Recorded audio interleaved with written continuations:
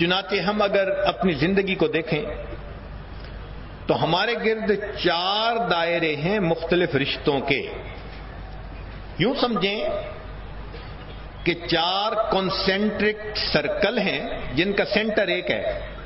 پہلا چھوٹا دائرہ، پھر ذرا بڑا، تیسرا اس سے بھی بڑا، چوتھا اس سے بھی بڑا. ہر انسان کی زندگی میں یہ 4 دائرے موجود ہیں. سب سے پہلا دائرہ یہ گھر کے لوگوں کا دائرہ ہے. وہ لوگ جو بلڈ ریلیٹو ہیں، اس کو کہتے ہیں نسب کا دائرہ. سیم بلڈ، آپس میں ریلیٹیوز ہیں. چنانچہ شریعت نے کہا کہ جو آپس میں نسب کے رشتہ دار ہوں وہ ایک دوسرے سے رشتہ داری کو جوڑیں. اللہ تعالیٰ اس کو پسند فرماتے ہیں. شریعت نے گھر کے سب لوگوں کو ایک دوسرے کے ساتھ محبت و پیار سے زندگی گزارنے کی تعلیم دی. اولاد کو ماں باپ کے حقوق سکھائے، ماں باپ کو اولاد پر شفقت سکھائی. ایک ایک انڈیویجول کے بارے میں شریعت نے فضیلت بتائی. ذرا سنیے. ماں کے بارے میں فرمایا الجنت تحت اقدام امہاتکم، جنت تمہارے لیے ماں کے قدموں کے نیچے ہے. اب بتائیے کہ جس شخص کو یہ تعلیم دی گئی کہ جنت ماں کے قدموں کے نیچے، وہ اپنی ماں کی کتنی رسپیکٹ کرے گا، کتنا اوبے کرے گا اس کو. اور پھر ساتھ یہ بھی کہا کہ جس طرح اللہ رب العزت اولیاء اللہ کی دعاؤں کو قبول فرماتے ہیں، ماں اگرچہ بے عمل ہو اولاد کے بارے میں اس کی دعاؤں کو اسی طرح قبول فرما لیتے ہیں. اس لیے کہتے ہیں کہ ایک بزرگ تھے، ان کی والدہ فوت ہو گئی. اللہ رب العزت نے انہیں الہام فرمایا کہ میرے بندے ذرا سنبھل کے رہنا، جس کی دعائیں تیری حفاظت کرتی تھیں وہ ہستی اب دنیا سے چلی گئی ہے. اس لیے کہتے ہیں ماں کی دعا جنت کی ہوا. پھر اس کے بعد والد کا درجہ. حدیث مبارکہ ہے رضا الرب فی رضا الوالد، کہ باپ کی خوشی میں اللہ رب العزت کی خوشی موجود ہے. جس نے اپنے والد کو راضی کر لیا گویا اس نے اپنے پروردگار کو راضی کر لیا. کیا مقام دیا ہے والد کو شریعت نے. پھر میاں بیوی کا تعلق ہے تو خاوند کے بارے میں نبی علیہ السلام نے فرمایا لو امرت احدا ان يسجد لاحد لامرت المرأة ان تسجد لزوجها. اگر میں کسی کو کسی کے سامنے سجدہ کرنے کی اجازت دیتا تو میں بیوی کو حکم دیتا کہ اپنے خاوند کو سجدہ کرے. تو خاوند کا اتنا مقام بتایا. پھر بیوی کا معاملہ آیا. شریعت نے کہا خیرکم خیرکم لأہلہ، تم میں سے سب سے بہتر وہ ہے جو تم میں سے اپنے بیوی بچوں کے لیے بہتر ہے. انسان کی اچھائی کا اندازہ کاروبار سے نہیں لگائیں گے، دوستوں سے نہیں لگائیں گے، باہر کے کاموں سے نہیں لگائیں گے. اس کے لیے یارڈ سٹک بتا دی کہ دیکھو اگر تم نے بندے کو دیکھنا ہے کہ یہ کیسا، تو دیکھو اس کا گھر والوں کے ساتھ انٹریکشن کیسا ہے. اگر محبت پیار کے ساتھ رہتا ہے تو یہ اچھا انسان، اور اگر نہیں تو یہ برا انسان. چنانچہ حدیث مبارکہ ہے کہ جب خاوند اپنی بیوی کو دیکھ کر مسکراتا ہے، بیوی اپنے خاوند کو دیکھ کر مسکراتی ہے، اللہ رب العزت ان دونوں کو دیکھ کر مسکراتے ہیں. تو شریعت نے کہا کہ جتنا محبت و پیار کی زندگی گزارو اتنا تمہیں اس پر اجر اور رتبہ ملے گا.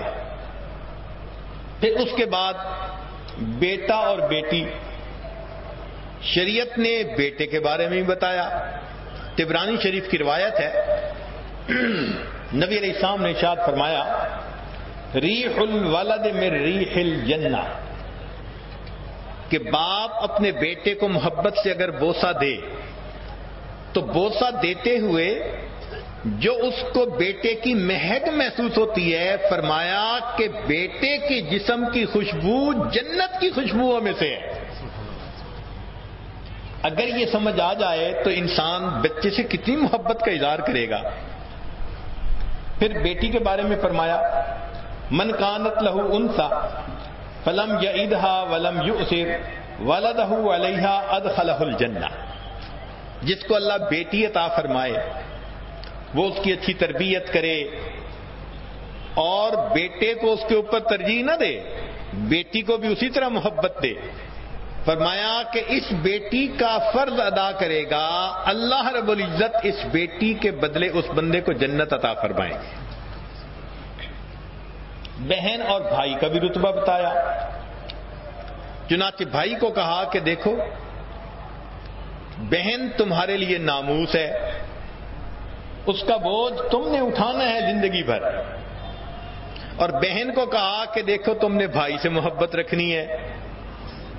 یہ محبتیں ایسی ہیں کہ ایک مرتبہ ایک حاکم وقت نے ناراض ہو کر ایک عورت کے خاوند کو، بیٹے کو اور بھائی کو، تینوں کو گرفتار کروا لیا اور اس نے حکم دے دیا کہ ان تینوں کو قتل کر دیا جائے۔ وہ عورت بیچاری روتی ہوئی وہاں پہنچی، اس نے کہا کہ میرے تو 3 محرم، تینوں کو قتل کر دیں گے تو میرا کیا بنے گا؟ تو حاکم وقت نے کہا کہ اچھا تم ان 3 میں سے ایک کو سلیکٹ کر لو، میں اس کو چھوڑ دوں گا۔ وہ ایکسپیکٹ کر رہا تھا کہ یہ خاوند کو چنے گی، اور اگر خاوند کو نہ چنا تو بیٹے کو چنے گی، ماں ہے۔ عورت نے تینوں پر نظر ڈالی اور اپنے بھائی کو چنا، تو حاکم وقت بڑا حیران ہوا، اس نے کہا کہ تم نے بیٹے اور خاوند کو چھوڑ دیا؟ تو عورت نے جواب دیا کہ میرا خاوند اگر مجھ سے جدا ہو گیا، اللہ میرے لیے نصیب بنائیں گے کوئی دوسرے نکاح کی صورت نکل آئے گی، بیٹا مجھ سے جدا ہو گیا، جب میرا دوسرا نکاح ہوگا اللہ پھر مجھے کوئی بیٹا عطا فرمائیں گے، میرے والدین دنیا سے چلے گئے، اب میرا کوئی دوسرا بھائی دنیا میں نہیں ہو سکتا۔ اس عورت کا جواب اس کو اتنا پسند آیا، اس نے تینوں مردوں کو چھوڑنے کا حکم دے دیا۔ تو شریعت نے کہا کہ بہن بھائی جو سگے ہیں وہ بھی ایک دوسرے کے ساتھ محبت کی زندگی گزارے۔ پھر بھائیوں کا آپس کا تعلق، شریعت نے کہا حق و کبیر الاخوۃ علی الصغیر کا حق الوالد علی الولد، جس طرح باپ کا رتبہ بیٹے پر ہوتا ہے، بڑے بھائی کا رتبہ چھوٹے کے اوپر ایسے ہوا کرتا ہے۔ اب اگر آپس میں بھائی اس طرح محبت و پیار سے رہیں تو ہمارے گھر تو جنت کے نمونے بن جائیں۔ تو شریعت نے ہر فرد کی اہمیت بھی بتائی اور کہا کہ تم ایک دوسرے سے محبت و پیار کی زندگی گزارو، لہذا یہ زندگی کا سب سے کلوز سرکل ہے، اس کو کہتے ہیں نسب کا دائرہ، اور آپس میں ان کا تعلق رکھنا اس کو صلہ رحمی کہتے ہیں۔ حدیث مبارکہ میں کہ جو بندہ صلہ رحمی کرتا ہے، یعنی بلڈ ریلیٹیوز کے ساتھ اچھا محبت کا سلوک رکھنا، اللہ تعالیٰ اس بندے کے رزق میں اور اس کی عمر میں برکت عطا فرما دیتے ہیں۔ ایک حدیث مبارکہ میں کہ جو شخص رشتوں کو جوڑتا ہے اللہ تعالیٰ اس بندے سے اپنا رشتہ جوڑتے ہیں۔ تو دیکھیے ان رشتے ناتوں کو جوڑنا اللہ کو کتنا پسند۔ اس کے بعد ایک دوسرا دائرہ ہے، اس کو کہتے ہیں جیران، پڑوس کا دائرہ۔ شریعت نے کہا کہ جہاں تمہارا گھر ہے اس سے 40 گھر دائیں بائیں آگے پیچھے، یہ جو ایک محلہ بن جاتا ہے یہ تمہارے پڑوسی ہیں، لہذا ان پڑوسیوں کا بھی تمہارے ساتھ ایک تعلق ہے پڑوس کے ہونے کا، اس کو کہتے ہیں نیبرہڈ کا رشتہ۔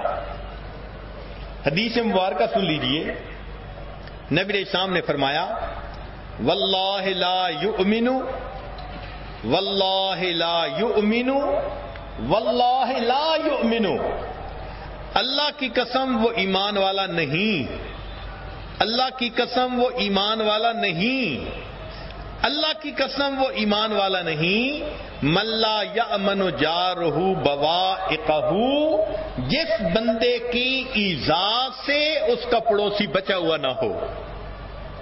اس کا مطلب یہ کہ جو اپنے پڑوسیوں کو ایذا پہنچائے، تو نبی علیہ السلام نے قسم کھا کے 3 مرتبہ کہا کہ وہ ایمان والا بندہ نہیں ہو سکتا۔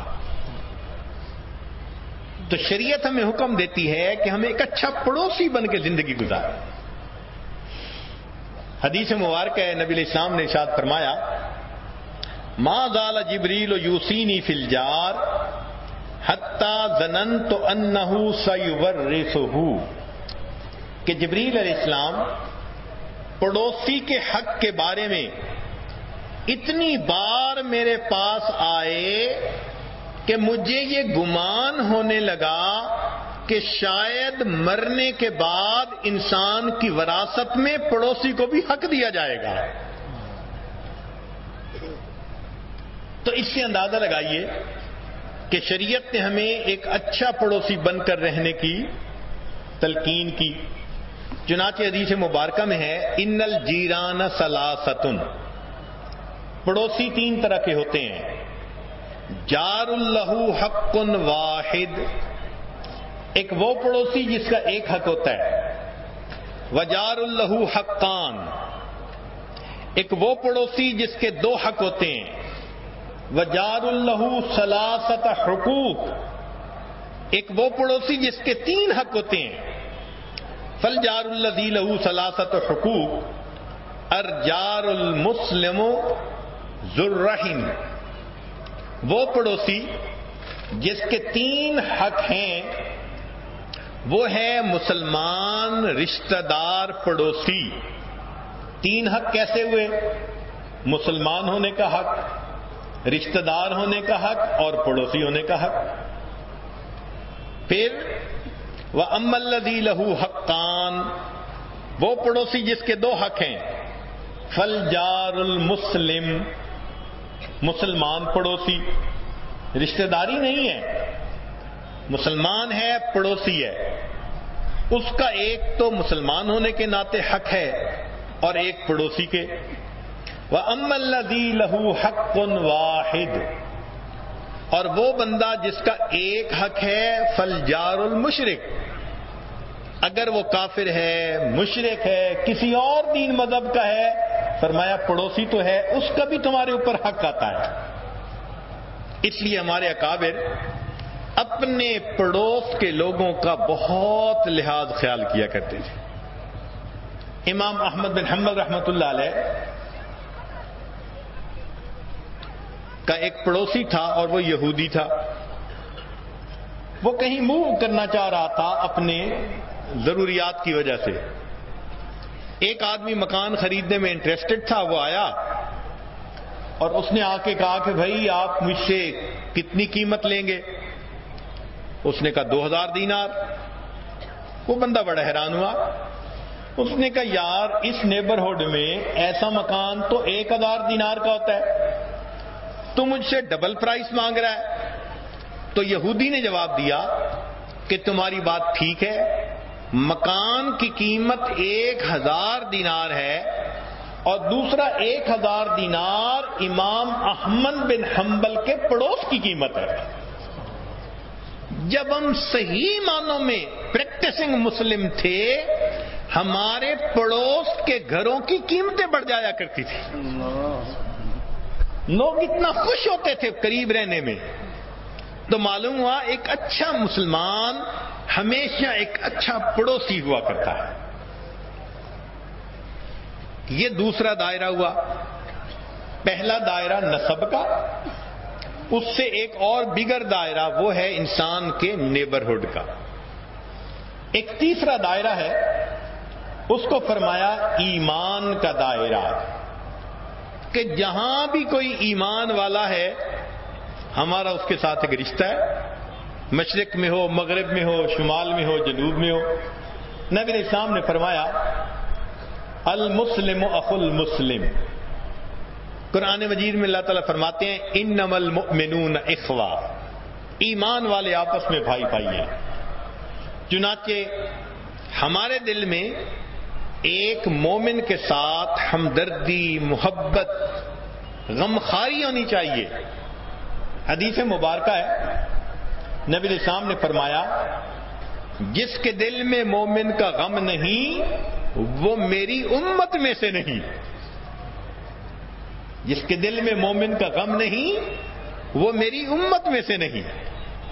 ابو داؤد شریف کی روایت ہے، نبی علیہ السلام طواف فرما چکے، بیت اللہ پر نظر پڑی تو فرمایا بیت اللہ تیرا مقام اللہ کے ہاں بہت ہے، مگر حرمت المؤمن ارجح من حرمت الکعبہ، اللہ کے ہاں مومن کی حرمت بیت اللہ کی حرمت سے بھی زیادہ ہوتی ہے. اب بیت اللہ کو تو غلاف پکڑ کے ہم آنسو بہاتے ہیں اور مومن کا گریبان پکڑنے کے لیے ہاتھ بڑھاتے ہیں. تو معلوم ہوا کہ ہمیں یہ ایمان کا رشتہ بھی نبھانا ہے. چنانچہ نبی علیہ الصلوۃ والسلام اتنا اکرام فرماتے تھے ایمان والے کا کہ کوئی اگر سائل آ جاتا تو نبی علیہ السلام اس کو رد نہیں فرماتے تھے. کیا خوبصورت بات ہے کہ اگر کبھی کوئی صحابی نبی علیہ السلام کو دور سے آواز دیتے تھے تو نبی علیہ السلام اس کے جواب میں لبیک فرمایا کرتے تھے. نبی علیہ السلام سفر میں آپ نے 2 مسواک بنائے. ایک مسواک بڑا سیدھا خوبصورت تھا، دوسرا ذرا ٹیڑھا سا تھا، اتنا خوبصورت نہیں تھا. تو نبی علیہ السلام نے ٹیڑھا مسواک اپنے پاس رکھ لیا اور خوبصورت مسواک صحابی کو دے دیا. اے اللہ کے نبی صلی اللہ علیہ وسلم میرا جی چاہتا ہے یہ زیادہ اچھا خوبصورت مسواک آپ استعمال کریں. نبی علیہ السلام نے جواب میں فرمایا میرا بھی جی چاہتا ہے تم میرے رفیق سفر ہو کہ اچھی چیز میں تمہیں دوں استعمال کرنے کے لیے.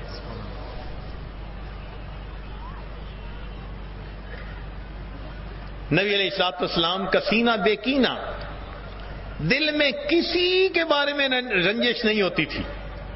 اور نبی علیہ السلام نے ارشاد فرمایا جب میں رات کو سوتا ہوں تو میرا سینہ کینے سے خالی ہوتا ہے، یہ میری سنت ہے، اور جو میری سنت پر عمل کرے گا وہ شخص جنت میں میرے ساتھ اس طرح اکٹھا ہوگا.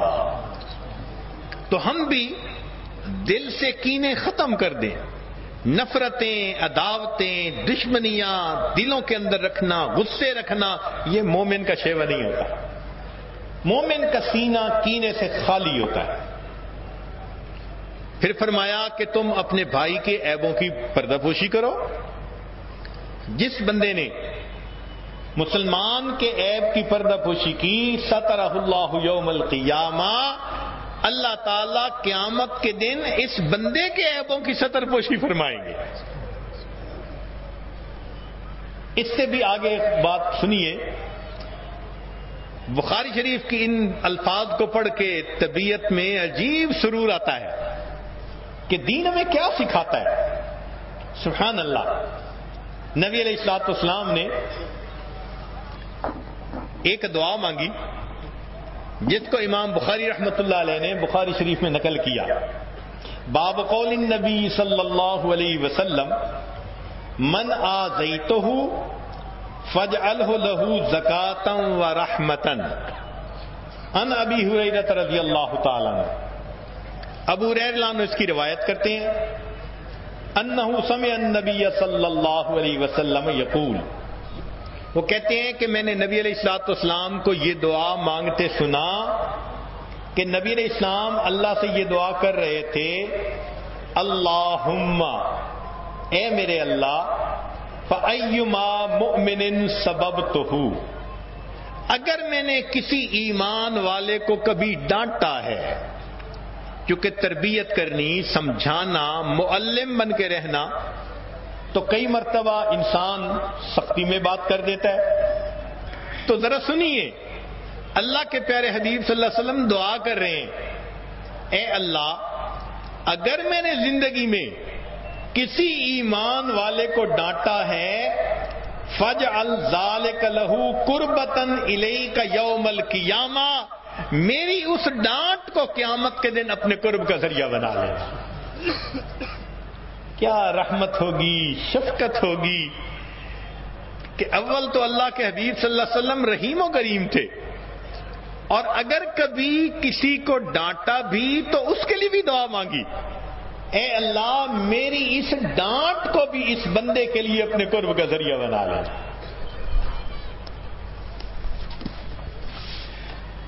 آج اگر خاوند کسی بیوی کو ڈانٹتا ہے تو کبھی نماز کے بعد دعا بھی مانگی کہ اللہ میں بے جا ڈانٹ کے آیا ہوں، میری اس ڈانٹ کو اپنے قرب کا ذریعہ بنا لے۔ ہمارا تو حال یہ ہے، ہم دوسرے کو ایذا پہنچانے کے لیے ڈانٹتے ہیں۔ ایک اور بات، باب قول النبی صلی اللہ علیہ وسلم من ترک مالا فلأہلہ، یہ روایت بھی ابو ہریرہ عنہ سے ہے۔ وہ فرماتے ہیں کہ نبی علیہ السلام نے ارشاد فرمایا انا اولا بالمؤمنین من انفسہم، میں مومنوں کو ان کی جان سے بھی زیادہ محبوب ہوں۔ فمن مات، جو کوئی ایمان والا مرا، وعلیہ دین، اور اس کے اوپر قرضہ ہوا، ولم یترک وفاء، اور اس نے وراثت میں کوئی مال نہیں چھوڑا، فعلینا قضاؤہ، نبی علیہ السلام نے فرمایا اس کا قرضہ ہم ادا کریں گے۔ سبحان اللہ۔ آج کوئی بندہ فوت ہوتا ہے، لوگ یتیموں کا حق کھاتے ہیں، جائیدادوں سے محروم کر دیتے ہیں، جھگڑے ہوتے ہیں آپس میں ایک دوسرے کے ساتھ۔ اللہ کے حبیب صلی اللہ علیہ وسلم کا معاملہ دیکھو، فرمایا کہ جو مومن فوت ہو جائے اور اس کے ذمے قرضہ ہے مگر اس کی وراثت اتنی نہیں، فرمایا فعلینا قضاؤہ، اس بندے کا قرضہ میرے ذمے میں ادا کروں گا۔ ومن ترک مالا، اور جو بندہ اس طرح مرا کہ اس نے مال کو چھوڑا، فلورثتہ، اس کے مال کو اس کے ورثاء میں تقسیم کر دیا جائے گا۔ تو مال اس کے وارثوں میں تقسیم کریں گے، قرضہ نبی علیہ السلام نے فرمایا میں ادا کروں۔ ہے کوئی مجمع میں نیت کرنے والا کہ میں اپنے مسلمان بھائیوں کے ساتھ ایسا محبت کا تعلق رکھوں گا؟ یہ آسان کام نہیں ہے، اس کے لیے بڑا دل چاہیے، بڑا حوصلہ چاہیے۔ ہم تو اس کے دو لفظ برداشت نہیں کر سکتے، ہم تو ذرا سی بات پہ اس کو ایسے دیکھتے ہیں جیسے پتہ نہیں کیسے دشمنی ہوا کرتی ہے۔ اللہ کے حبیب صلی اللہ علیہ وسلم نے رافت و رحمت کا سبق دے دیا کہ دیکھو جو انسان ہے اور اس نے کلمہ پڑھا وہ تمہارا بھائی ہے، اب تمہیں اس کے ساتھ اتنی ہمدردی ہونی چاہیے کہ قرضہ چھوڑ کے بھی وہ اگر چلا گیا تو اس کا قرضہ بھی تم ادا کرو گے، اللہ کے ہاں تمہیں اس کا درجہ ملے گا۔ اس کو کہتے ہیں اللہ کے بندوں سے لیے کے ساتھ اللہ کے لیے محبت کرنا۔ نشہ پلا کے گرانا تو سب کو آتا ہے، مزہ تو تب ہے کہ گرتوں کو تھام لے ساکی۔ نبی علیہ الصلوۃ والسلام کی یہ شان مبارکہ تھی، وہ نبیوں میں رحمت لقب پانے والا، مرادیں غریبوں کی برلانے والا، غریبوں کا ملجا یتیموں کا ماوا، خطا کار سے درگزر کرنے والا۔ آج نبی علیہ الصلوۃ والسلام کے امتی ہونے کے ناطے ہمیں چاہیے کہ ہم بھی ایسا حساس دل پیدا کریں کہ جو دوسروں کو محبتیں دینے والا ہو، پیار دینے والا ہو، خوشیاں دینے والا ہو۔ سلام اس پر کہ جس کے گھر میں چاندی تھی نہ سونا تھا، سلام اس پر کہ ٹوٹا بوریا جس کا بچھونا تھا، سلام اس پر کہ جس نے خون کے پیاسوں کو قبائیں دیں، سلام اس پر کہ جس نے گالیاں سن کر دعائیں دیں، سلام اس پر کہ جس نے فضل کے موتی بکھیرے ہیں، سلام اس پر بروں کو جس نے فرمایا کہ میرے ہیں۔ اچھوں سے ہر کوئی محبت کرتا ہے، نبی علیہ الصلوۃ والسلام نے فرمایا تم بروں سے بھی محبت کرو، ہیں تو اللہ کے بندے نا، اللہ کے بندے ہونے کی نسبت سے ان سے محبت کرو۔ ایک واقعہ سن لیجئے. عبداللہ ابن مبارک رحمۃ اللہ علیہ ایک بڑے محدث گزرے ہیں. امام اعظم ابو حنیفہ رحمۃ اللہ علیہ کے نمایاں شاگردوں میں ان کا نام آتا ہے. اللہ رب العزت نے ان کو دنیا کا مال پیسہ بھی بہت دیا تھا. ایک دفعہ ایک مسلمان ان کے پاس آیا, کہنے لگا حضرت مجھے کسی کے 700 دینار دینے ہیں اور مجھے ہر وقت اس کی فکر سوار رہتی ہے. اگر آپ میری مدد کریں اور میں قرضہ ادا کر دوں تو میں یکسوئی سے عبادت کروں گا, اللہ اللہ کروں گا. تو حضرت نے ایک چٹ لی اور چٹ کے اوپر لکھ دیا کہ اس بندے کو 700 دینار کی بجائے 7000 دینار دیے جائیں. مانگنے والے نے 700 دینار مانگے تھے اور انہوں نے 7000 کی چٹ بنا کے دے دی. وہ بندہ خوشی خوشی چٹ لے کے ان کے کیشیئر کے پاس گیا, اور جی میرے اوپر قرضہ ہے 100 دینار کا, اور عبداللہ ابن مبارک رحمت اللہ علیہ نے قرضہ پے کرنے کے لیے مجھے چٹ بنا دی ہے, پلیز مجھے دے دیں. اب کیشیئر نے جب چٹ دیکھی اس پر لکھا ہوا تھا 7000, وہ کنفیوز ہو گیا. یہ کہتے ہیں 700 مانگے اور حضرت نے 7000 لکھے, میں بھی ایک ڈیجٹ کی غلطی ہو گئی ہوگی. اس نے کہا اچھا بھائی میں ذرا کلیریفائی کر لوں. وہ خود حضرت کے پاس آیا. حضرت یہ کہتا ہے کہ 700 کی ضرورت ہے, آپ نے 7000 لکھ دیے, تو میں اس کو کتنے پے کروں؟ فرمایا چٹ لاؤ. چٹ لی اور 7000 کو کاٹ کے اس کے اوپر 14000 لکھ دیے. وہ اکاؤنٹنٹ بڑا حیران. خیر اس نے 14000 پے تو کر دیے. وہ بندہ بڑا خوش, کیونکہ اس کو تو ان ایکسپیکٹڈ خوشی ملی تھی نا, اور وہ دعائیں دیتا ہوا چلا گیا. یہ اکاؤنٹنٹ واپس حضرت کے پاس آیا. حضرت مجھے سمجھ نہیں آئی, 700 اس نے مانگے تھے تو 7000 لکھے, میں کلیریفائی کرنے آیا تو اس کو 14000 کر دیا, کیا مسئلہ ہے یہ؟ حضرت نے فرمایا کہ دیکھو اس نے 700 مانگے تھے, میں نے انٹینشنلی 7000 دیے کہ اس کو ایکسپیکٹیشن سے زیادہ ملے. تم نے کام خراب کیا کہ اس کے سامنے آ کے پوچھنے لگے جی 7000 لکھا ہے. اب 7000 لکھ دے دیتا تو بھی اتنی خوشی نہ ہوتی. اب میں نے 14000 کر دیا. حضرت ایسا کیوں کیا؟ کہنے لگے کہ نبی علیہ الصلوۃ والسلام کی میں نے حدیث سنی ہے, ارشاد فرمایا جو شخص کسی مومن کو ایسی خوشی پہنچائے جس کی وہ توقع نہ کرتا ہو, اس خوشی کے پہنچانے پر اللہ اس بندے کے زندگی کے پچھلے سب گناہوں کو معاف فرما دیتے ہیں. سبحان اللہ, کتنا خوبصورت یہ دین ہے, اور نبی علیہ السلام نے کیا محبتوں بھری زندگی گزارنے کی ہمیں تعلیمات دی ہے. تو ایک دائرہ ہے نسب کا دائرہ, پھر اس کے بعد ہے جیران پڑوس کا دائرہ, ایک تیسرا دائرہ ہے اس کو کہتے ہیں ایمان, ایمان کا دائرہ, اور ایک چوتھا دائرہ ہے اس کو کہتے ہیں انسان, انسان ہونے کا ناطہ. ہم سب آدم علیہ السلام کی اولاد ہیں, لہذا جو بھی کوئی انسان ہے ہمارا اس کے ساتھ بھی ایک رشتہ ہے. کیا کہ ہم اللہ کے بندے ہیں. اس کو کہتے ہیں ریسپیکٹ آف ہیومینٹی, انسانیت کا احترام دل میں ہونا, اکرام دل میں ہونا. اب ذرا سنیے گا, حدیث مبارکہ بخاری شریف کی روایت ہے, کان سہل بن حنیف وقیس بن سعد قائدین بالقادسیہ, دو صحابی ہیں قادسیہ میں بیٹھے ہوئے تھے. فمروا علیہما بجنازۃ, ان کے قریب سے ایک جنازہ لے جایا گیا. فقاما, دونوں کھڑے ہو گئے.